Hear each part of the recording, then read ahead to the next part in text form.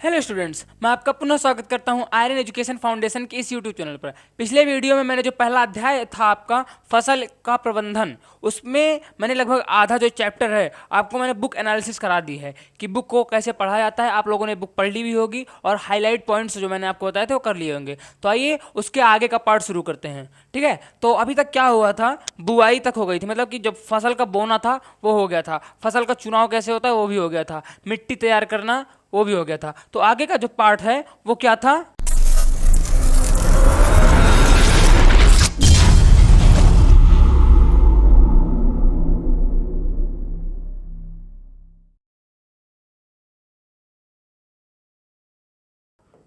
वो है खाद एवं उर्वरक मिलाना। खाद क्या होता है, जैसे कि हमें भोजन करने के लिए, मतलब हमें ऊर्जा के लिए भोजन करना पड़ता है ना, तो वैसे फसलों को अगर इसे बार बार एक स्थान पे बोते हैं तो उनकी जो वहाँ पे जो तत्व पोषक तत्व पाए जाते हैं वो खत्म हो जाते हैं।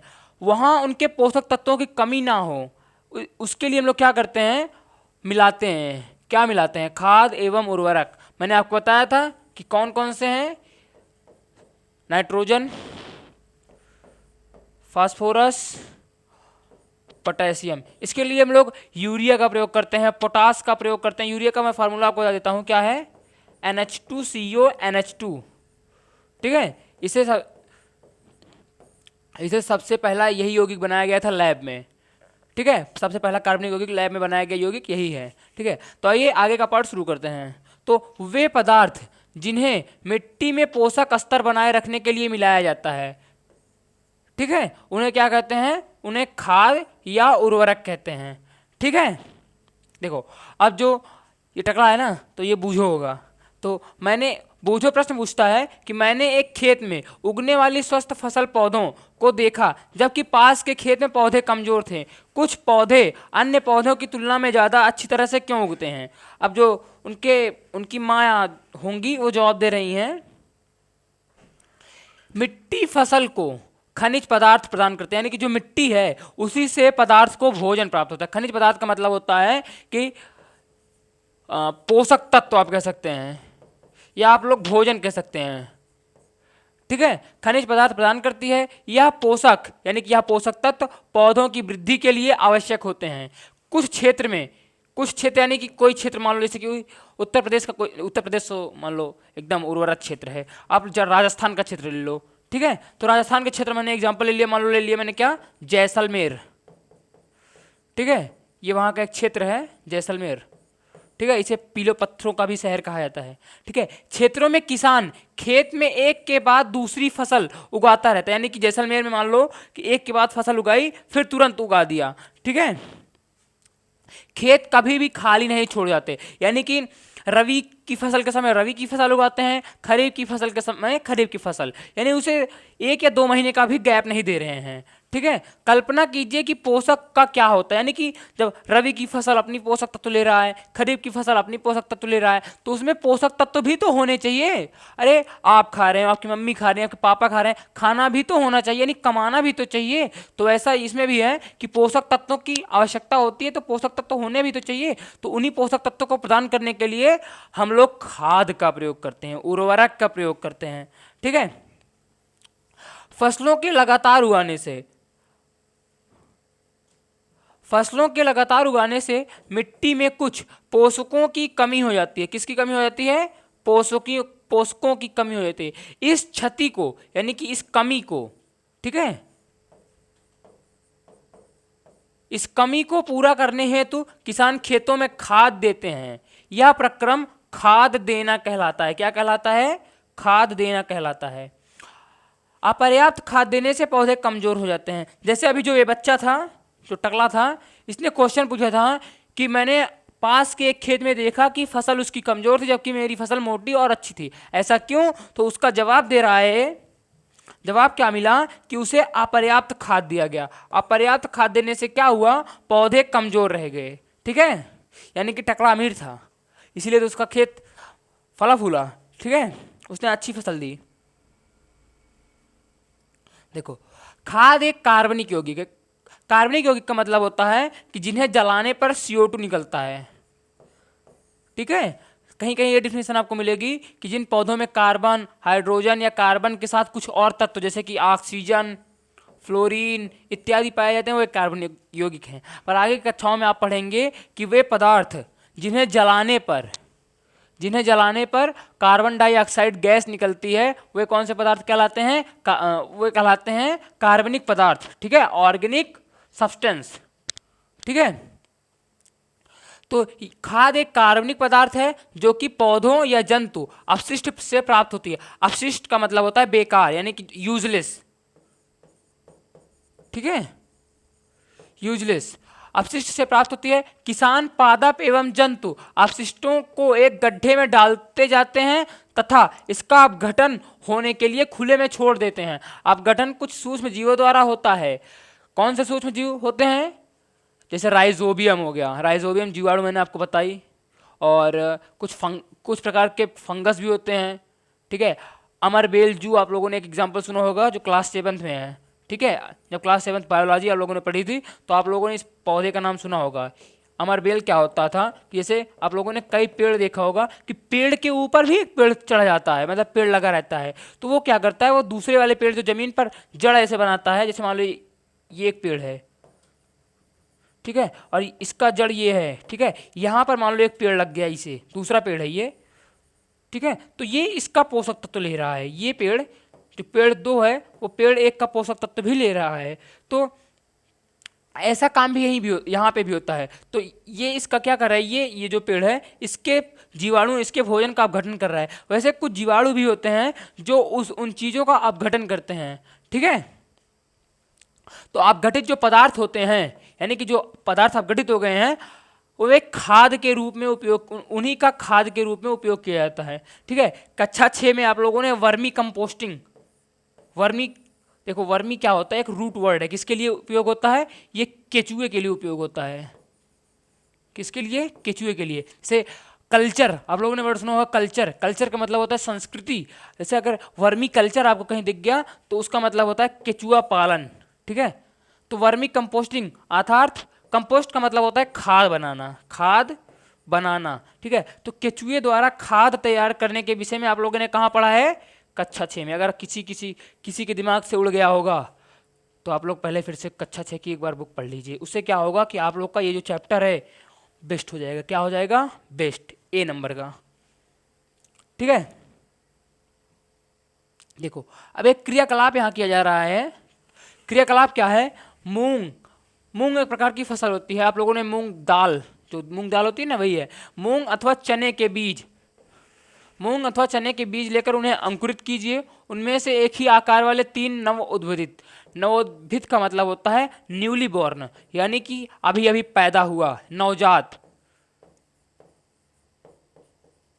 ठीक है, छांट लीजिए। अब 3 ग्लास अथवा ऐसे ही पात्र लीजिए, इन पर A-B-C निशान लगाइए। ग्लास A में थोड़ी सी मिट्टी लेकर इसमें थोड़ी सी गोबर की खाद मिलाइए। गोबर का मतलब होता है काऊ डंप, यानी कि काऊ की जैसे जो गाय का वेस्टेज होता है वो गोबर। गिलास B में समान मात्रा में मिट्टी लेकर उसमें थोड़ा सा यूरिया मैंने आपको बताया। ग्लास C में कुछ मिट्टी लेकर बिना कुछ मिलाए रखिए। आपको चित्र 1.3 यहाँ दिख रहा होगा, ये बच्चियाँ मिलाई हैं। ठीक है, अब इनमें पानी की समान मात्रा डालकर सुरक्षित स्थान पर रख दीजिए। प्रतिदिन पानी देते रहिए। 7 से 10 दिनों बाद उनकी वृद्धि को नोट कीजिए। होगा क्या? मैं आपको साफ साफ बताता हूं कि होगा क्या। देखो मान लो इसमें होगा गोबर, क्या? गोबर। इसमें होगा यूरिया, ये होगा सिंपल सादा, कुछ नहीं। ठीक है, तो होगा क्या कि ये जो यूरिया वाला पौधा है वो जल्दी बढ़ेगा। उसके बाद ये गोबर वाला पौधा बढ़ेगा, ये बहुत धीरे बढ़ेगा। क्यों? क्योंकि हमने इसे ज़्यादा यूरिया दिया है तो वो तेजी से अपना पोषक तत्व लेता रहेगा। यूरिया हमने खुद बनाई है, यूरिया कृत्रिम है। तो हम लोग जानते हैं कि मनुष्य का जहाँ फायदा होता है मनुष्य वही काम करता है, अपना स्वार्थ देखता है, अपना लालच देखता है बच्चों। तो यहाँ पे भी मनुष्य अपना लालच देखेगा। ठीक है, तो लालच के चक्कर में क्या करेगा, ये ऐसी चीज़ें मिलाएगा, ऐसी चीज़ बनाएगा जिसे डालने पर फसल जल्दी जल्दी हो। ठीक है, तो वही होता है यहाँ पे। और ये गोबर प्राकृतिक रूप से है, तो प्राकृतिक ये धीरे धीरे काम करता है, तो ये थोड़ा धीरे बढ़ेगा, यानी कि दूसरे नंबर वाला थोड़ा धीरे बढ़ेगा। ये तो मिट्टी में है, इसमें हमने कुछ ही नहीं डाला, तो ये तो अपना ऐसा ऐसा कीड़े की तरह ऐसे ऐसा ऐसे ऐसा बढ़ेगा। ठीक है, समझ गए? ये था आपका क्रियाकलाप। देखो आपको ये करके दिखाया गया है कि ऐसे होगा। ठीक है, देखो ये लगभग कि देखो ये होगा यूरिया का, क्योंकि ये ज़्यादा बड़ा है, आपको दिख भी रहा है। ये किसका होगा? गोबर का। ये किसका होगा? देखो ये छोटा अपना नॉर्मल नॉर्मल बढ़ रहा है, धीरे धीरे बढ़ रहा है, तो ये किसका होगा? बिना किसी का, यानी कि इसमें कुछ भी नहीं डाला, केवल मिट्टी, बिना किसी का। ठीक है, तो ये था आपका क्रियाकलाप। देखो अब इसके आगे क्या पढ़ते हैं हम लोग, देखते हैं क्या लिखा है।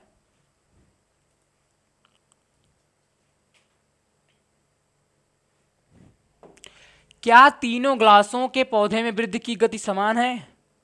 एक समान है, तो इसका क्या जवाब होगा? नहीं। नहीं।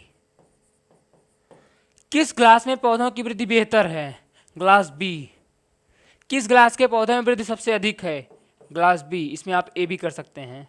ठीक है, उर्वरक रासायनिक पदार्थ है जो विशेष पोषकों का मतलब होता है एनपीके, यानी कि नाइट्रोजन, फास्फोरस, पोटेशियम से समृद्ध होते हैं। वे खाद से कैसे भिन्न हैं?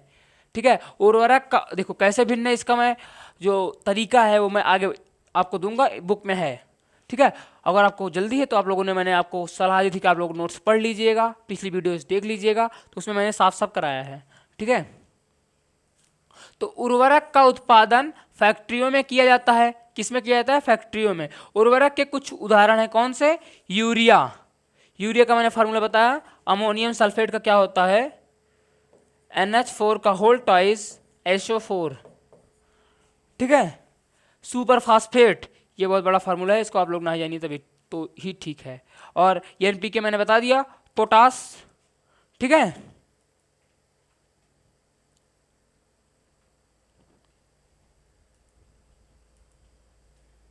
इनके उपयोग से किसानों को गेहूं, धान तथा मक्का जैसी, यानी कि रबी की फसल, ठीक है, फसलों की अच्छी उपज प्राप्त करने में सहायता मिली है। परंतु उर्वरकों के अत्यधिक उपयोग से मिट्टी की उर्वरता में कमी आई है। इसका क्या मतलब है कि मान लो अब ढेर सारा खा लिया, मान लो हमने ढेर सारा खा लिया, अब खा लिया है भाई, पेट दर्द कर रहा है, अब तो बाहर ऊपर जाना पड़ेगा, यानी कि वेस्ट अपना निकालना पड़ेगा, पेट दर्द कर रहा है, दवा लेनी पड़ेगी। तो उससे क्या होगा, जो आपका पाचन तंत्र है वो थोड़ा कमज़ोर हो जाएगा, यानी कि वो आसानी से पाचन नहीं कर पाएगा। जैसे आप लोग धीरे धीरे खाते हैं तो आसानी से भोजन पच जाता है, पर आप लोग मान लो एक रोटी एक के बारे में कुछ होते नहीं, ऐसा खा लिए, तो उससे आपका जो पाचन तंत्र है वो कमज़ोर होता है। वही चीज़ें यहाँ पे भी लागू होती है, यानी किसी भी चीज़ की अति जो है ना वो बड़ी खतरनाक होती है। तो वही यहाँ पे भी होता है। पढ़ाई की वजह से आदमी पागल हो जाता है, खेल की वजह से लाइफ उसकी बर्बाद हो जाती है। ठीक है, सब कुछ करो लेकिन लिमिट में करो, अच्छे से करो। ठीक है, तो वही कहा गया है कि परंतु उर्वरकों के अत्यधिक उपयोग से क्या हुआ है, मिट्टी की उर्वरता में कमी आई है। यह जल प्रदूषण, यानी कि जब हम लोग मिट्टी में इसका प्रयोग करते थे, मान लो ये मिट्टी है ढेर सारी, मैंने इसमें नाइट्रोजन, फास्फोरस, पोटेशियम ये सब डाल दिया है, तो मान लो पानी बरसा तो ये जो मिट्टी है ये नदियों में भी जाएगी, तो नदियों में भी जाएगी। तो मैंने आपको जो धातु एवं अधातु का चैप्टर मैंने बताया था कि ये जो नाइट्रोजन है, फास्फोरस है, ये क्या होते हैं, ये अम्लीय प्रकृति के देते हैं। क्या देते हैं? अम्लीय प्रकृति। और जो धातु है वो क्षारीय प्रकृति का देता है।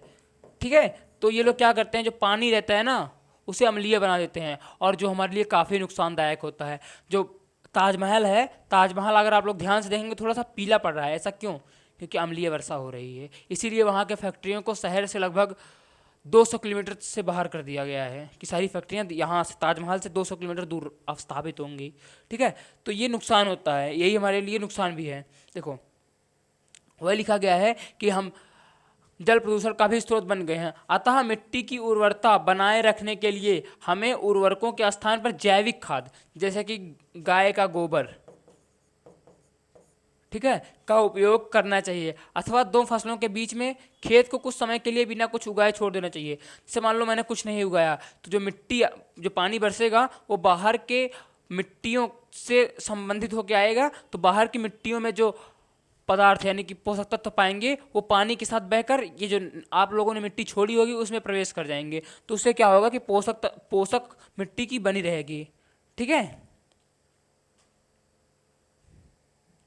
खाद के उपयोग में मिट्टी के गठन एवं जल अवशोषण क्षमता से भी वृद्धि होती है। ठीक है। इससे मिट्टी में सभी पोषक की प्रतिपूर्ति यानी कि क्या कहते हैं इसकी नीड जो है आवश्यकता पूरी रहती है, आवश्यकता पूर्ण होती है, आवश्यकता पूर्ण होती रहती है। ठीक है। मिट्टी में पोषकों की प्रतिपूर्ति का अन्य तरीका है क्या? फसल चक्रण। यानी कि मान लो फसल चक्रण का मतलब है कि इस बार मैंने ऐसा पदार्थ बोया, ऐसी फसल बोई जिसमें आसानी से मतलब जिसे बहुत सारे पोषक तत्व की जरूरत हो। फिर अगली बार हम लोग क्या करेंगे, ऐसी फसल बोएंगे जिसमें कम पोषक तत्व लगें। ठीक है। वही क्या कहलाता है? फसल चक्रण। यह एक फसल या कहीं कहीं ऐसा भी होता है कि झूम कृषि आप लोग या स्थानांतरित कृषि जो कहते हैं कि मैंने एक बार फसल बो दिया, फिर वहाँ एक साल छोड़ दिया, वहाँ पे फसल ही नहीं बोई, दूसरी जगह फसल बोया, फिर एक साल बाद आया यहाँ बोया, उसको छोड़ दिया। ठीक है। तो ये भी एक प्रकार क्या है? फसल चक्रण। तो इसके बारे में लिखा क्या गया है? एक फसल के बाद खेत में दूसरे किस्म की फसल एकांतर क्रम में उगाकर, मैंने बताया कि एक बार ज़्यादा पोषण वाली और एक बार कम पोषक तो लेने वाली, ठीक है, किया जा सकता है। पहले उत्तर भारत में किसान फलीदार यानी कि जैसे कि मटर, क्या मटर, चारा, ठीक है, चारा का मतलब होता है रुच्छान, जैसे कि चारे में एग्जांपल हो गया आपका चरी, ठीक है, एक ऋतु में उगाते थे, तथा गेहूं दूसरी ऋतु में। ठीक है। इससे मिट्टी में नाइट्रोजन का पुनः पूरण होता रहता है, यानी नाइट्रोजन मिलता रहता है। ठीक है। किसानों की इस पद्धति को अपनाने के लिए प्रोत्साहित किया गया है। किसानों को ऐसा करने के लिए भी सरकार प्रोत्साहित करती रहती है। पिछले कक्षाओं में आप राइजोबियम बैक्टीरिया, मैंने सूक्ष्म जीवाणु वाले चैप्टर में भी राइजोबियम के बारे में बताया था। ये क्या करता है? नाइट्रोजन स्थिरीकरण करता है, के विषय में आप लोग पढ़ चुके होंगे। या फलीदार फसलें जिसे कि हम लोग क्या कहते हैं? लेलुमिनस। देखो ये क्या होता है? ये नाम है, इसे आप लोग को याद करना पड़ेगा। जैसे मैं उसका नाम आपको और बता देता हूँ, जैसे लतीदार फसलें, लतीदार, जैसे कि नेनुआ ओनुआ, कौन से? नेनुआ हो गया, तर्रोई हो गया, ये सब क्या है? लतीदार फसलें हैं। और सोलेमीन, सोलेमीन में क्या आ गया? आलू आ गया सोलेमीन में। ठीक है। क्या आ गया? आलू। और मालवेसी आता है। मालवेसी मतलब कि जो भिंडी उंडी आती है वो किसके अंतर्गत आती है? वो मालवेसी के अंतर्गत आती है। ठीक है। और बहुत सारे होते हैं, जैसे कि कुर्सी फेरा होता है जो मोटे अनाज के लिए होता है। ठीक है। तो ये सब क्या है? ये सब नाम है। इन फसलों को एक साथ एक ग्रुप में बांटा गया। जैसे कि आप लोग लड़का वर्ग हैं, बॉयज़ क्लास, गर्ल्स क्लास, वैसे इनका भी एक क्लास बनाया गया। यानी कि हमने अगर मालवेसी कह दिया तो उसमें भिंडी और जो मटर जिसमें थोड़ा सा पानी नहीं निकलता रहता है, वो सारी फसलें इसी मालवेसी में आती हैं। ठीक है। तो मैंने बताया कि जो राइजोबियम होता है वो क्या करता है? नाइट्रोजन का स्थिरीकरण करता है। ठीक है। इसी के बारे में बताया गया है कि यह फलीदार फसलें जैसे कि मटर हो गया और जो दानेदार फसलें होंगे वो भी इसी में आती हैं। पौधों की जड़ों की ग्रंथिकाओं में पाए जाते हैं और वायुमंडलीय नाइट्रोजन का स्थिरीकरण करते रहते हैं। ठीक है। देखो अब इसमें क्या किया गया, इसमें आपको बताया कि उर्वरक और खाद में क्या अंतर है। देखो उर्वरक मैंने बताया कृत्रिम रूप से बनाया जाता है, जबकि खाद प्राकृतिक रूप से बनाया जाता है। उर्वरक हमारे वातावरण के लिए कम नुकसानदायक, ज़्यादा नुकसानदायक है। ठीक है। लेकिन जो खाद है ये हमारे वातावरण के लिए नुकसानदायक नहीं है। इससे हमें आसानी से ज़्यादा पोषक तत्व मिलते रहते हैं। ये हमारे शरीर को नुकसान भी पहुंचाती है। ठीक है। जैसे इधर लिखा गया है कि उर्वरक क्या है? एक मानव निर्मित लवण है, यानी कि ये क्या है? कृत्रिम रूप से बनाई जाती हैं। खाद एक प्राकृतिक पदार्थ है जो गोबर एवं पौधों के अवशेष के विघटन से प्राप्त होता है। उर्वरक का उत्पादन क्या होता है? फैक्ट्रियों में। और खाद खेतों में बनाई जा सकती है। और ये तो जानवरों से, मानव शरीर से भी इसका निर्माण होता रहता है।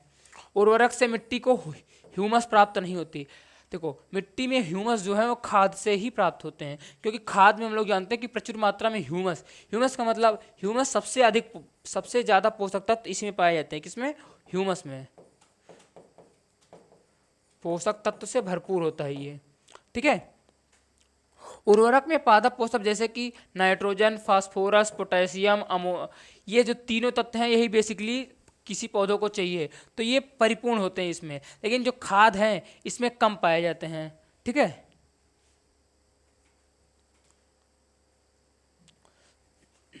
सारणी 1.1 में उर्वरक एवं खाद के बीच अंतर बताए गए हैं, जो कि मैंने आपको समझा दिया। खाद के क्या लाभ हैं? देखो खाद के लाभ क्या हैं? जैविक खाद उर्वरक की अपेक्षा अधिक अच्छी मानी जाती है, यानी कि जो जैविक खाद जो हम लोग के शरीर से या मानव द्वारा या जंतुओं द्वारा बनाए जाते हैं वो हमारे शरीर के लिए फायदेमंद है, लेकिन जो ये कृत्रिम रूप से बनाए जाते हैं वो हमारे लिए नुकसानदायक हैं, ठीक है। उसी के बारे में बताया गया है। इससे मिट्टी की जलधारण क्षमता, यानी कि जो खाद है इससे मिट्टी की जलधारण क्षमता बढ़ती है। इससे मिट्टी भुरभुरी एवं सरंध्र, सरंध्र का मतलब होता है अच्छी, यानी कि इसमें पानी का प्रवाह अच्छा होता है, पानी का प्रवाह अच्छे से हो जाता है, ठीक है, जिसके कारण गैस विनिमय सरलता से हो जाती है।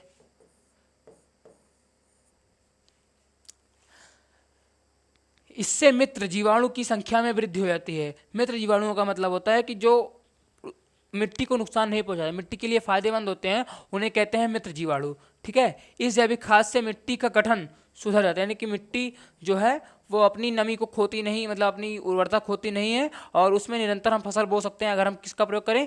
खाद का प्रयोग करें, ठीक है। आगे क्या आता है? सिंचाई, यानी कि सिंचाई का मतलब होता है इरिगेशन,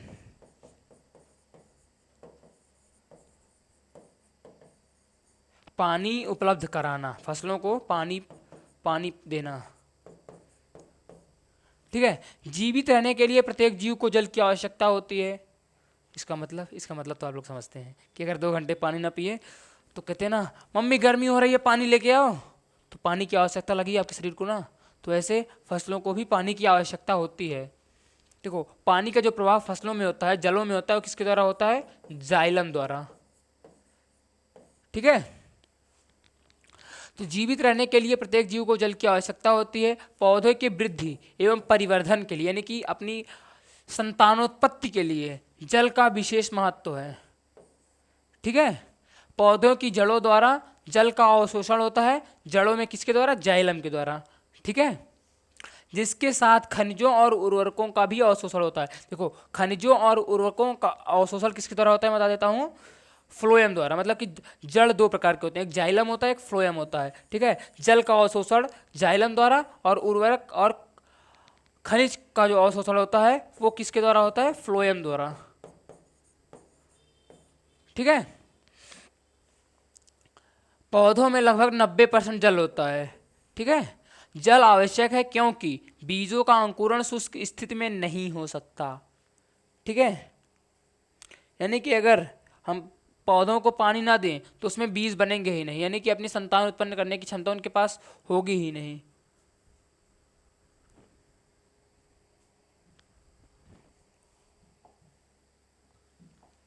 जल में घुले हुए पोषक का स्थानांतरण पौधे की प्रत्येक भाग में होता है, यानी कि मान लो मैं जल से मतलब जड़ से खनिज लेता हूँ, तो जड़ के माध्यम से पत्तियों में, पत्तियों के माध्यम से तनों में, तनों के माध्यम से, मतलब उसके सारे पार्ट में, सारे शरीर में जो जल की मात्रा है, जो जल है वो पहुँच जाता है, ठीक है। यह फसल की पाले एवं गर्म हवा से रक्षा करता है, यानी कि जैसे पाला पड़ गया या गर्म हवाएं चली तो जो पानी उसके अंदर रहेगा वो उसे गर्मी उतनी एहसास नहीं होने देगी, ठीक है। तो स्वस्थ फसल की वृद्धि के लिए, यानी फसल की स्वस्थता यानी आसानी से वृद्धि होने के लिए, मोटी फसल होने के लिए, अच्छी फसल होने के लिए मिट्टी में नमी को बनाए रखना चाहिए, यानी कि पानी हमेशा उसको जितनी नीड हो, जितनी आवश्यकता हो उतना देना चाहिए। जिसके रखने के लिए खेत में नियमित रूप से, यानी कि नियमित का मतलब होता है, देखो नियमित का कहीं कहीं मतलब आप लोग लेते हैं डेली से, वो डेली नहीं है, समय पड़ने पर, जरूरत पड़ने पर का मतलब होता है नियमित, यानी कि ऑन टाइम, समय पर, ठीक है। निश्चित अंतराल पर खेत में जल देना सिंचाई कहलाता है। मैंने आपको बताया कि निश्चित अंतराल पर, देखो इसको आप लोग हाईलाइट कर लेंगे।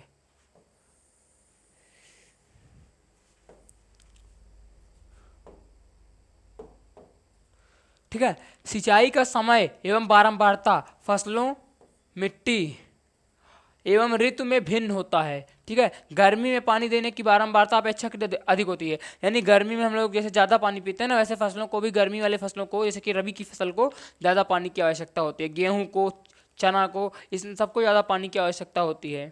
ठीक है, ऐसा क्यों? क्या है मिट्टी एवं पत्तियों से जल वाष्पन की दर अधिक होने से हो सकता है? हाँ, क्योंकि जब गर्मी पड़ती है तो जो पत्तियां होती हैं ना, उसको अगर आप लोग ध्यान से सुनेंगे, छुएंगे, आसपास करने की कोशिश करेंगे, तो आप लोग देखेंगे वहाँ थोड़ी नमी रहेगी। क्या होता है कि जो पेड़ों में पानी की मात्रा है वो धीरे धीरे पत्तियों के माध्यम से गैस में से वातावरण में चली जाती है। ये किसके द्वारा होता है? ये होता है रंध्र के द्वारा। ठीक है, वाष्पोत्सर्जन, यानी कि वाष्प, जो पत्तियां पौधे होते हैं वाष्प किससे उत्पन्न करते हैं? यानी उत्सर्जित करने का मतलब होता है कि फेंकती हैं, मतलब दूर करते हैं। तो किसके द्वारा होता है? रंध्र के द्वारा होता है। ठीक है, देखो अब इसमें क्या बताया गया, सिंचाई कैसे किया जाता है। जैसे कुओं से, नलकूपों से, नलकों से, नहरों से और ट्यूबवेल से, ये सब तो हमारी पारंपरिक, यानी कि हम लोग बहुत पहले से करते आ रहे हैं। हमारा ट्रेडिशन ही किससे है? हमारा ट्रेडिशन बेसिकली कुओं से सिंचाई करने का है, कुओं से और नहर से, नहर तालाबों से। ठीक है, पर अब कुछ नई तकनीकियाँ आ गई हैं जिससे कि पानी की बचत हो सके। ठीक है, देखो उसी के बारे में दिया गया है। ये सब हमारी क्या है? बहुत पहले की पारंपरिक तकनीकें, हमारे दादा बाबा आज सब इसी से करते थे। ठीक है, देखो आप समझते हैं कि जो नई तकनीकें आई हैं वो क्या हैं। देखो सिंचाई की पारंपरिक तकनीकें जैसे कि कुएं, झील, नहर में उपलब्ध जल का निकाल कर खेतों तक पहुंचाने के तरीके, यानी कि बहुत पहले से हैं, यानी कि ये परंपरागत हैं। मवेशी यानी कि जानवर, मवेशी का मतलब क्या होता है? एनिमल। और ऐसे एनिमल जिन्हें हम पाल पोस सकते हैं, जैसे कि भेड़ हो गया, गाय हो गई, बकरी हो गए, कुत्ते हो गए, घोड़े हो गए, वो मवेशी के अंतर्गत आते हैं। अथवा मजदूर इन विधियों में इस्तेमाल किए जाते हैं, अतः यह सस्ते हैं। देखो मजदूर कैसे उपयोग होता है। देखो जानवरों तो आप लोग जानते हैं, देखो मैं इमेज दिखा दे रहा हूँ आपको। देखो ये तो मनुष्य कर रहा है, देखना है मनुष्य क्या कर रहा है, पहले इससे पानी निकाल रहा है, फिर पानी बाल्टी में पलट कर दे रहा है। और जानवर कैसे करते हैं? जानवर इसे ऐसे करते हैं, जैसे आप लोग मोटर देखते हैं ना, मोटर ऐसे चलता रहता है, छकपक छकपक छकपक, तो पानी आता है ना बाहर। वैसे इसमें यहाँ पर क्या होता है कि ये टहलता रहता है।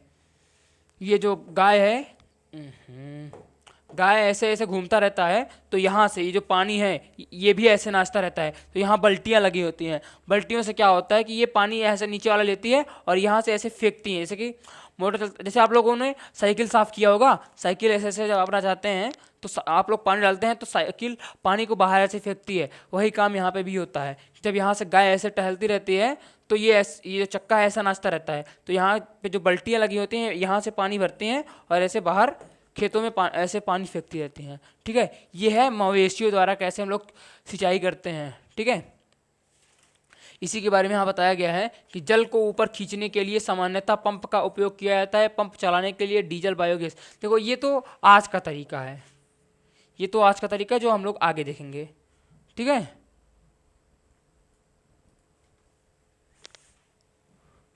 देखो ये है सिंचाई की आधुनिक विधियाँ। आधुनिक विधियों की जरूरत हमें क्यों पड़ी? क्योंकि पानी की खपत ज़्यादा ना हो, यानी कि पानी वेस्ट ना हो, इसीलिए हम लोग किसका प्रयोग करते हैं?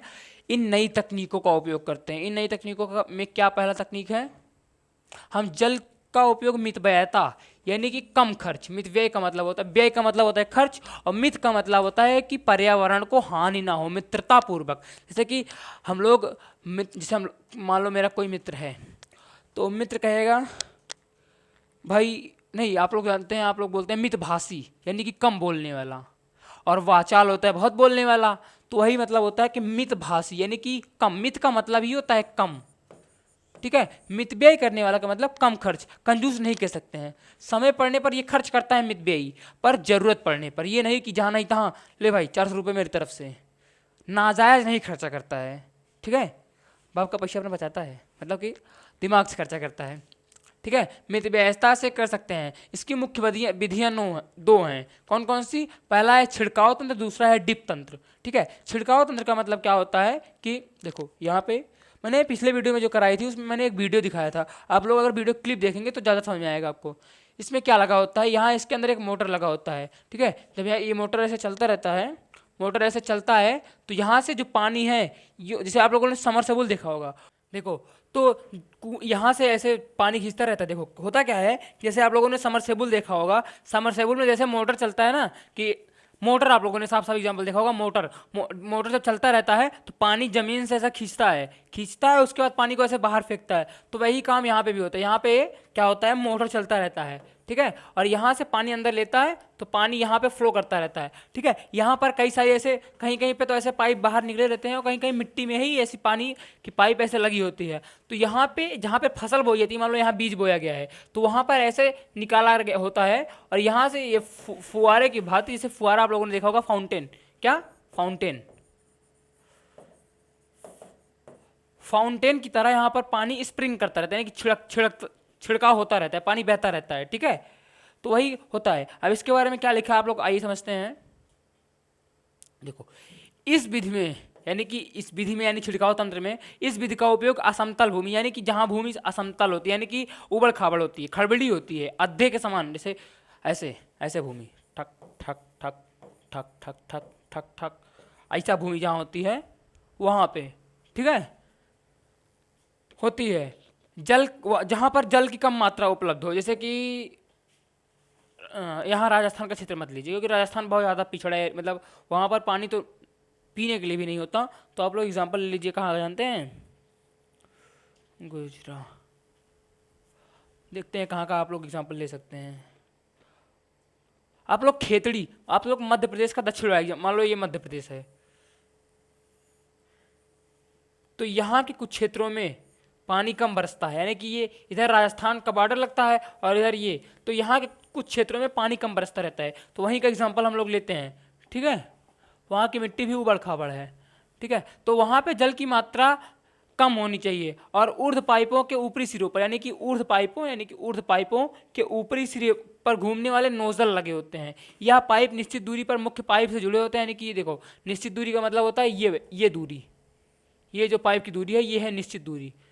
ठीक है, दूरी पर मुख्य पाइप से जुड़े होते हैं, जहां पंप की सहायता से जल मुख्य पाइपों में भेजा जाता है, तो वे घूमते हुए नोजल से बाहर निकलते रहते हैं। जो पानी है घूमते हुए नोजल से का मतलब यहाँ पे ऐसा कुछ लगा होता है जो ऐसा रोटेट करता रहता है, तो पानी हर जगह ब्लिंक करते हुए पहुँचता रहता है। ठीक है, ब्लिंक करने का मतलब होता है कि छिड़कते हुए, स्प्रिंग करते हुए पहुँचता रहता है। ठीक है, तो वह घूमते हुए नोजल से बाहर निकलता है। इसका छिड़काव पौधों पर इस प्रकार होता है जैसे वर्षा हो रही है। ठीक है, यानी कि ऐसे बूंद बूंद करके गिरता रहता है। ठीक है, छिड़काव लॉन कॉफ़ी की खेती में, कॉफ़ी का मतलब आप लोग जानते होंगे कहवा, आप कहीं कहीं से कहवा भी कहा जाता है। ठीक है, क्या कहवा की खेती में एवं कई अन्य फसलों के उत्पादन में किया जाता है, जिसका चित्र 1.5a दिया गया है। ठीक है, उसके बाद कौन सा आता है, ड्रिप तंत्र। ठीक है, ये है ड्रिप तंत्र, ये भी इसी की तरह होता है पर इसका दूसरा तरीका मैं बताता हूँ, इसमें थोड़ा सा अंतर होता है बस। इस विधि में जल बूंद बूंद करके ऐसा रिश्ता रहा, जैसे होता नहीं है पानी ऐसे पाइप जा रही हो और पाइप में कहीं छेद कर दो तो पानी थोड़ा सा रिश्ता रहता है ना, यानी कि जैसे वहाँ पर ऐसे पानी फ्लो कर रहा था, ऐसे ऊपर से छिड़क रहा था, ऐसे ये जैसे होता नहीं है कि मैं पैसा से छिड़का रहा हूँ तो ऐसा पैसा उड़ता है, बिखरता रहता है ना, वैसा। पर यहाँ क्या हो रहा है, मान लो ये पाइप ऐसे जा रही है, यहाँ पे पानी बह रहा है, तो यहाँ पे मैंने छेद कर दिया तो पानी एक एक बूंद करके यहाँ रिश्ता रहेगा, यानी कि गिरता रहेगा। तो वही होता है यहाँ किसमें, ड्रिप तंत्र में। ये अंतर है ड्रिप तंत्र और छिड़काव तंत्र में। ये बहुत से बच्चों को समझ में नहीं आता है कि अंतर क्या है, यही अंतर है। यहाँ से पानी सीधे से, मान लो ये पाइप गया और मान लो ये पाइप गया, ये है छिड़काव तंत्र का, तो यहाँ से ऐसा पानी छिड़कता रहता है। ठीक है, लेकिन यहाँ पे क्या होता है, मान लो यहाँ पे बीज लगा है तो यहाँ पे ऐसे छेद कर देंगे, क्या कर देंगे, देखो यहाँ से इसे थोड़ा सा छेद कर देंगे, एक मिनट। ठीक है, यहाँ पे इसे थोड़ा सा छेद कर देंगे, छेद करने के बाद यहाँ से जो पानी है ऐसा बीज के पास आता रहेगा। ठीक है, यहाँ से पानी ऐसा थोड़ा थोड़ा आता रहेगा और ऐसा बीज में पाएगा, यानी कि पानी की थोड़ी सी भी वेस्टेज यहाँ पे नहीं होती है। ये कौन सा तंत्र हो गया? ये आपका हो गया ड्रिप तंत्र। ठीक है,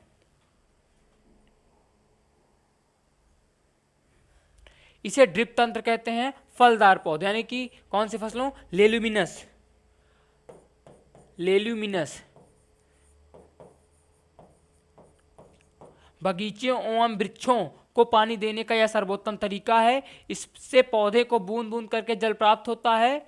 चित्र 1.5b, मैं आपको चित्र दिखा रहा हूँ, ये रहा चित्र। ठीक है, देखो होता क्या है कि पानी, मान लो यहाँ पे मोटर चलता रहता है, पानी आया, पानी यहाँ से फ्लो किया, यहाँ से आया, यहाँ पर देखो पानी ऐसे, ये पाइप लगी है और यहाँ पे मान लो ये देखो फसल लगा है, तो यहाँ पे ऐसा पाइप,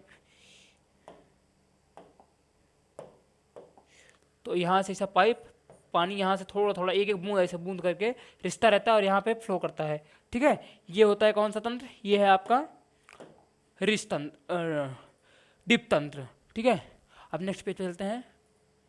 देखो अब क्या होता है, खरपतवार से सुरक्षा। खरपतवार क्या होते हैं? जैसे कि होता नहीं है कि अपनी दोस्ती में दरार डालने वाले आ जाते हैं, वैसा मिट्टी और फसलों के ऐसा दोस्ती में ना ये खरपतवार दुश्मनी पैदा करने आता है।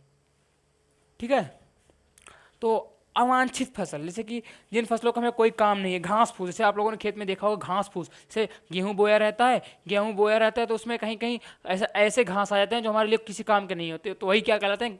वही होते हैं हमारे लिए खरपतवार। ठीक है, खरपतवार का मतलब होता है कूड़ा करकट। ठीक है, इसे अपनी भाषा में बोले तो क्या कहते हैं? कूड़ा करकट, कूड़ा करकट। ठीक है, इसको खत्म करने के लिए हम लोग ऐसे ऐसे रसायन बनाए हैं जिसका छिड़काव करें तो ये फसल ऐसे जल जाते हैं, यानी कि खत्म हो जाते हैं, अपने आप ऐसे गिर जाते हैं। ठीक है, ठीक है, तो बूझो और पहली जो बच्चियां थी वो निकट के गेहूं के खेत में गए और उन्होंने क्या देखा कि खेत में फसल के साथ कुछ अन्य पौधे भी उग रहे हैं जो हमारी आवश्यकता जिनकी नहीं है, जो कूड़ा करकट है, जो बेकार हैं। ठीक है, तो ये पूछती है, अब कौन है ये टकला नहीं है, दूसरा कोई है, ये शायद पहली होगी। ठीक है, पहली पूछती क्या है, क्या ये अन्य पौधे विशेष उद्देश्य के लिए उगाए गए हैं? तो अब जवाब दे रहे हैं उनके चाचा। कौन? उनके चाचा।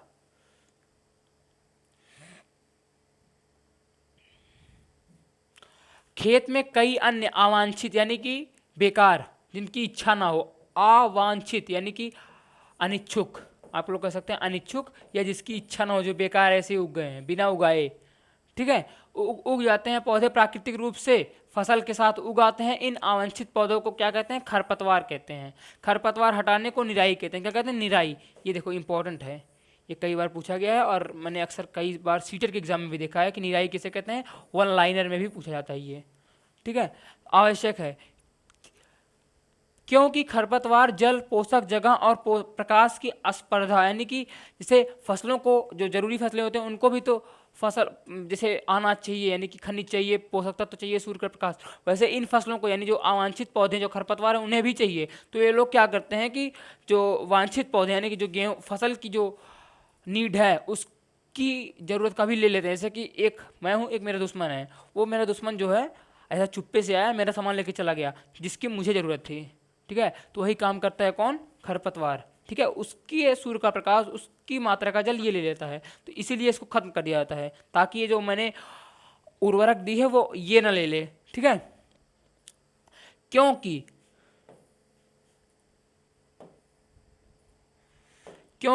खरपतवार जल, पोषक जगह और प्रकाश की स्पर्धा का मतलब होता है क्या? कंपटीशन।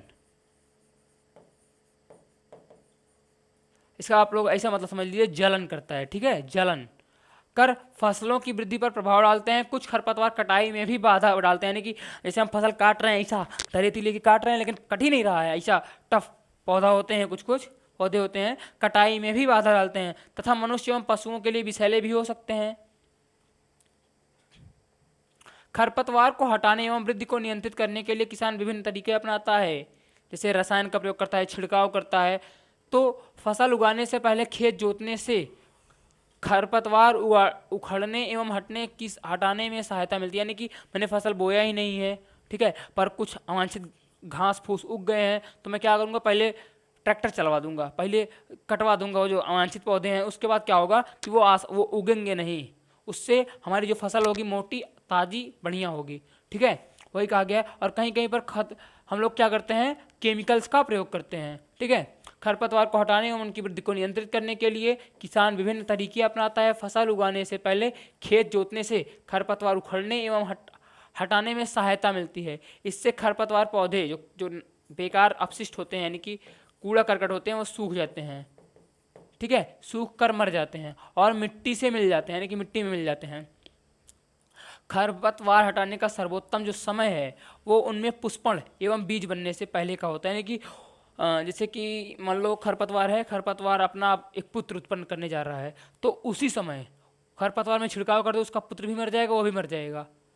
ठीक है, मान लो अगर पुत्र उसका जन्म हो गया तो आप लोग जब उस पर आप लोग कटाई करोगे तो कटेगा ही नहीं, तो बाद में जब आप लोग फसल उगाओगे तो वो भी उसके साथ उगाएगा। ठीक है, तो सही समय क्या होगा, पुष्पण, यानी कि जब अपना पुत्र, बीज बनने का मतलब है अपना संतान उत्पन्न करने जा रहा हो, तो आप उसकी कटाई कर दो। ठीक है, खरपतवार पौधों को हाथ से जड़ सहित उखाड़कर अथवा भूमि के निकट से काटकर समय समय पर हटा दिया जाता है। यह कार्य खुरपी या हैरो की सहायता से की जाती है। आप लोग खुरपी जानते होंगे। रसायन के उपयोग में भी खरपतवार नियंत्रण किया जाता है, जिन्हें खरपतवार नाशी कहते हैं। जैसे कि क्या, 2,4-D, और एक होता है सीमाजीन भी होता है, और एक होता है LD50। ये सारे क्या हैं, ये सारे खरपतवार नाशी हैं। ठीक है, इनका छिड़काव किया जाता है जिससे खरपतवार पौधे मर जाते हैं, परंतु फसल को कोई हानि नहीं पहुंचती है। खरपतवार नाशी को जल में आवश्यकता अनुसार मिलाकर स्प्रेयर का मतलब होता है छिड़काव की सहायता से खेत में छिड़काव करते हैं, जैसा कि चित्र 6.1 में दिखाया गया है, 1.6 में दिखाया गया है। मैं आपको चित्र दिखा दे रहा हूँ, ये रहा चित्र। देखो, ये यहाँ पे केमिकल भरा हुआ है, केमिकल भरे हैं, यहाँ से ये ऐसे छिड़काव कर रहे हैं। ठीक है, देखो, क्या खरपतवार नाशी का प्रभाव इसको छिड़कने वाले व्यक्ति पर भी पड़ता है? नहीं, ऐसा कुछ नहीं होता, नहीं तो छिड़कवे न छोड़ दें। ठीक है, जैसा पहले बताया गया है कि खरपतवार की वृद्धि के समय, यानी कि अपने पुत्र उत्पन्न करने के समय पुष्पण एवं बीज बनने के पहले ही खरपतवार नाशी का छिड़काव कर देना चाहिए, जिससे कि वह नष्ट हो जाए और उनकी कोई संतति भी उत्पन्न ना हो, ताकि हमारे जो किसानों द्वारा उगाई गई फसल है वो मोटी हो, अच्छी हो, ताज़ी हो, हमें उसकी कटाई करने में, उसकी छटाई करने में कोई भी दिक्कत ना हो। ठीक है, अब आपके सामने आता है टॉपिक कटाई। देखो, कटाई का मतलब क्या होता है, फसल को काट लेना। ठीक है, उसके लिए हम किसका प्रयोग करते हैं, या इसी कटाई हार्वेस्टर का प्रयोग करते हैं। तो आइए इसको पढ़ लेते हैं, इसको आप लोग पढ़ ही लेंगे, लेकिन मैं आपको समझा दे रहा हूँ। फसल की कटाई एक महत्वपूर्ण कार्य है। फसल पक जाने के बाद उसे काटना कटाई कहलाता है। कटाई के दौरान तो पौधों को खींचकर, यानी कि उखाड़ लेते हैं, अथवा उसे धरातल के पास से, जैसे कि फसल के एकदम नीचे से, जिससे कि नुकसान ना हो फसल के थोड़ी से भी पार्ट को, ऐसा काट लेते हैं। ठीक है, फसल को पकने में लगभग 3 से 4 महीने का समय लगता है। हमारे देश में दराती क्या है, यही है दराती, ये है दराती। हसिया की तरह दिखता है, पर यह हसिया होता नहीं है। ठीक है, हसिया से थोड़ा बड़ा होता है ये। ठीक है, दराती की सहायता से कटाई की जाती है, अथवा एक मशीन का उपयोग किया जाता है जिसे हार्वेस्टर कहते हैं। कटी गई फसल से बीजों या दानों को भूसे से अलग कर लेना, यानी कि थ्रेसिंग या फटकन इसे कहते हैं।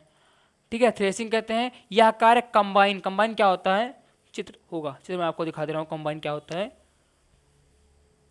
ये है आपका कंबाइन। ठीक है, ये यहाँ पे ऐसे काटने वाला लगा होता है, यहाँ पर ऐसे काटने वाला लगा रहता है, ये काटता रहता है, और यहाँ पर उठाने वाला भी रहता है। तो ये उठा के इसको इसमें रहता है, यहाँ से गेहूं को अलग कर लेते हैं, और फसल को यहाँ से इसकी सहायता से ट्रैक्टर या टाली यहाँ पे लगी होती है, गेहूं को यानी फसल को यहाँ से ऐसे गिरा देते हैं, और यहाँ पर ऐसा गेहूं आपको ट्रैक्टर में मिल जाती है। ठीक है, द्वारा किया जाता है, जो वास्तव में हार्वेस्टर और थ्रेसर का संयुक्त रूप है। छोटे खेत वाले किसान अनाज के दानों को फटक कर, यानी कि ऐसे उसके ऐसा पंखा टाइप का आता है, उसी में से फटक कर गेहूं को निकालते हैं। ठीक है, कटाई के बाद कभी कभी तने के टुकड़े खेत में ही रह जाते हैं, जिन्हें किसान जला देते हैं। पहली इन टिकड़ों को खेत में जलाने के कारण चिंतित है। वह जानती है कि इससे प्रदूषण होता है, इससे खेत में पड़ी फसल में आग लगने का भी खतरा होता है। यानी कि कहीं कहीं आप लोगों ने सुना होगा कि खेत में आग लग गई। ऐसा होता क्यों है कि कई कई लोग क्या करते हैं कि फसल को कटाई करने के बाद जो उसमें अवांछित पदार्थ होते हैं उसको काट लेते हैं। ठीक है, देखो तो हमने फटकना और कर विनोइंग की बात कर ली है। तो हम लोग अब क्या देखते हैं कि कटाई पर्व क्या होती है।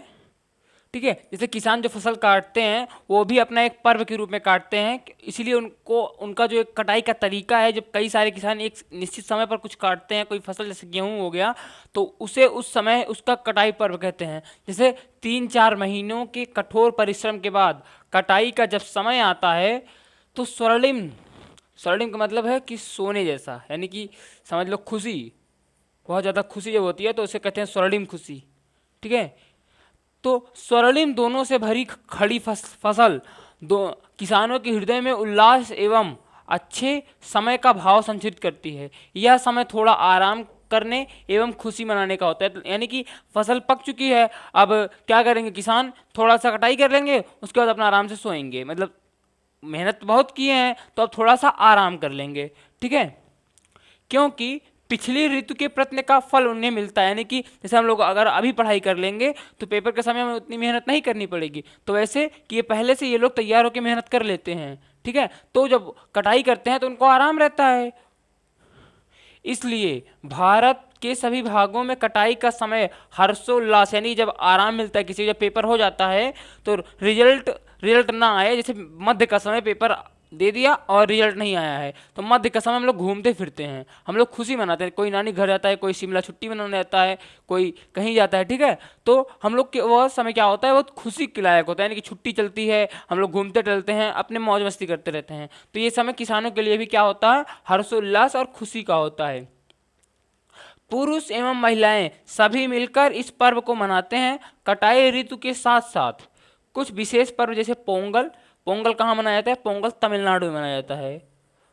ठीक है, जैसे क्या होता है कि वहाँ की जो त्यौहार मनाते हैं उसका कुछ विशेष नाम दे देते हैं। जैसे कि पोंगल का क्या होता है, पोंगल तमिलनाडु में, बैसाखी जो है ये पंजाब में मनाया जाता है। कहाँ पे, पंजाब में। होली अपने यहाँ यानी उत्तर क्षेत्र में, यानी कि उत्तर प्रदेश, उत्तराखंड, यहाँ सब में। और मैं बता दूं कि एक थारू जनजाति होती है, वो दिवाली को शोक के रूप में मनाती है। यानी कि उत्तर प्रदेश और उत्तराखंड में कुछ ऐसी जनजातियां पाई जाती हैं जिनका नाम क्या है, थारू। ठीक है, ये दिवाली को शोक के रूप में मनाती हैं। माना जाता है कि इनके जो लीडर हैं इसी दिन शायद मर गए थे, तो इसीलिए ये लोग उनके प्रति शोक व्यक्त करते हैं। ठीक है, और नावन्या एवं बिहू, बिहू कहाँ का त्यौहार है, बिहू आसाम का है। ठीक है, देखो जैसे कटाई हमने कर लिया, अब कटाई करने के बाद उसे सुरक्षित रखें, यानी कि उसका भंडारण, भंडारण का मतलब होता है सुरक्षित रखना। ठीक है,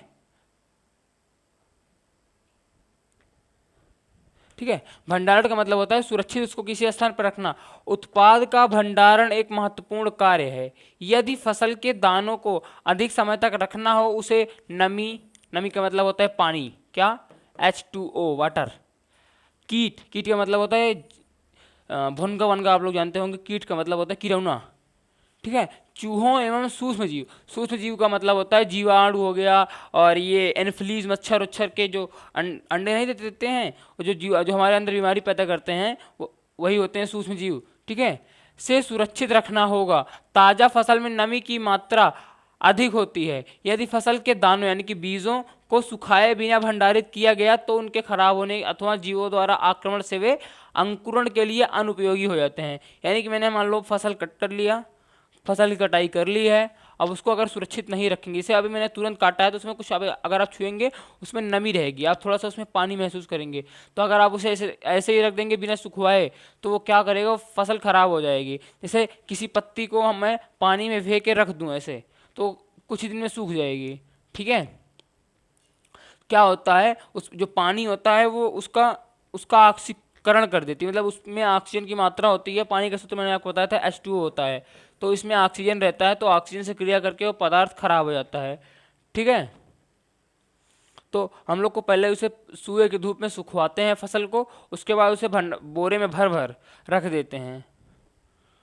ठीक है, अतः भंडारण से पहले दानों को धूप में सुखाना आवश्यक है, जिससे उनकी नमी में कमी आ जाए। इससे उनकी कीट पीड़कों, जीवाणु एवं कवक से क्या हो जाती है, सुरक्षा हो जाती है। किसान अपनी फसल उत्पाद का भंडारण जूट के बोरों, धातु के बेड़े, पात्र में करते हैं, परंतु बीजों का बड़े पैमाने पर भंडारण साइलो और भंडार गृह में किया जाता है। साइलो क्या होता है मैं आपको दिखाता हूँ। देखो, अब फिर से पूछो, एक क्वेश्चन पूछ रही है, क्या पूछती है, अपनी माँ से पूछ रही है। मैंने मतलब अपनी माँ का कोई एग्जांपल बता रही है कि मैंने अपनी माँ को अनाज रखे लोहे के ड्रम में नीम की सूखी पत्तियाँ रखते देखा, मुझे आश्चर्य हुआ क्यों। हम लोग जानते हैं नीम क्या होता है। देखो, नीम का कुछ ऐसा इंग्लिश वर्ड तो होता नहीं है, नीमा सब लोग लिख देते हैं, ठीक है। क्या होता है, नीम की पत्तियों में कुछ ऐसे जीवाणु पाए जाते हैं, कुछ उसमें तकनीकी पाई जाती है जो क्या करती है, सुरक्षित रखती है, यानी कीटों को खुद से दूर रखती है, ठीक है।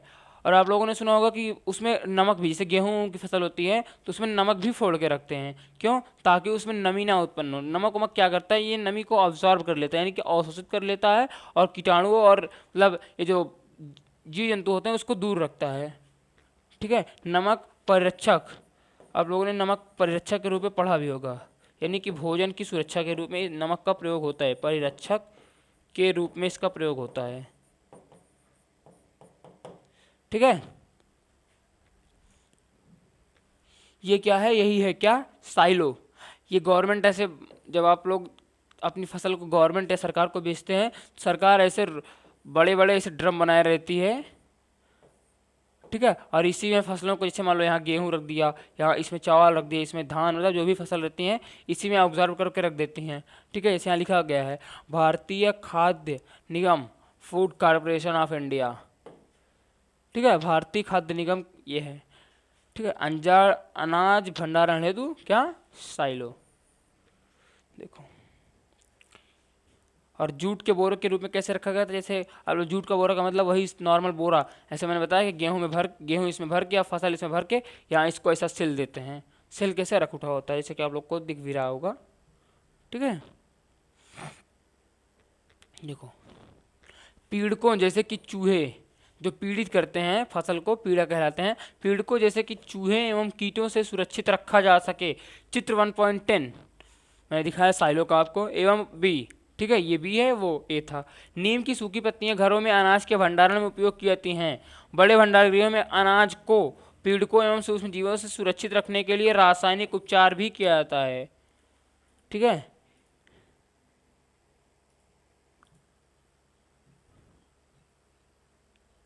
देखो, क्रियाकलाप 1.3 में क्या किया गया कि जंतुओं से हम लोग भोजन कैसे करते हैं, जैसे कि हम लोग गाय का दूध पीते हैं, और मछली का मतलब कहीं की खाई जाती है मछली, तो वही इसके बारे में बताया गया है। जैसे खाद्य पदार्थ क्या है, जैसे कि गाय भैंस बकरी में दूध देती है, ये मैं लिख देता हूँ मांस। हम लोग किसका मांस खाते हैं, बकरी का, मुर्गी का, ठीक है, ऐसे। और हम मतलब ये दुधारू जंतु हो गई, ये मांसाहारी जंतु, मांस खाने मतलब देने वाली। हम लोग फल फूल खाते हैं, फल फूल वो किससे आता है, वो आता है पेड़ पौधों से, ठीक है। तो वही है ये सब, ठीक है। इस सारणी की पूर्ति करने के पश्चात आपने देखा कि पौधों की तरह जंतु भी हमें विभिन्न प्रकार के खाद्य पदार्थ प्रदान करते हैं। समुद्र के तटीय क्षेत्रों में रहने वाले लोग मछली का मुख्य आहार के रूप में, यानी कि जैसे केरल और के प्रांत में मछली बहुत बड़ी मात्रा में पकड़ी जाती है और उनका सेवन किया जाता है, मतलब उनका भोजन के रूप में ग्रहण किया जाता है, और उसे विदेश में भी एक्सपोर्ट किया जाता है, ठीक है, आयात किया जाता है।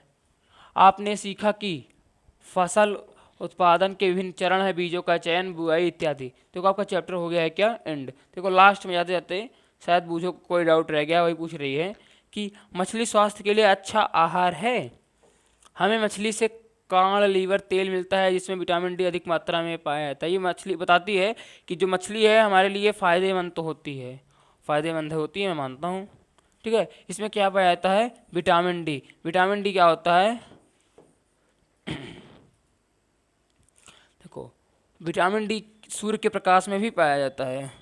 किसमें, सूर्य के प्रकाश में, ठीक है। इसमें इससे जो रोग होता है उसमें क्या होता है कि जो हड्डियाँ हैं ना वो ऐसा सिकुड़ सी जाती हैं विटामिन डी की कमी से। ठीक है, तो मछली जो है वो विटामिन डी का एक अच्छा स्रोत मानी जाती है।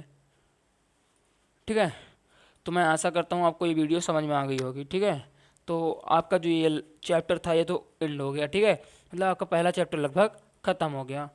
अब अगले वीडियो में लोग क्या करेंगे, सेकंड चैप्टर का एनसीईआरटी समराइज करेंगे। अगर आपको क्वेश्चन करनी है तो क्वेश्चन का वीडियो मैंने पहले ही अपलोड कर दिया है, आप लोग जाके देख सकते हैं, इस चैनल के प्लेलिस्ट में बनी हुई है।